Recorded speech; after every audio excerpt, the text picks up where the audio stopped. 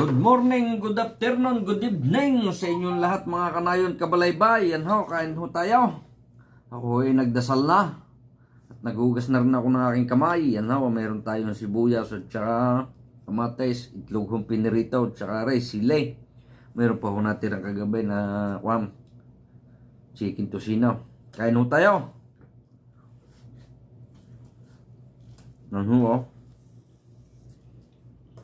Lagyan natin din eh. Kain po.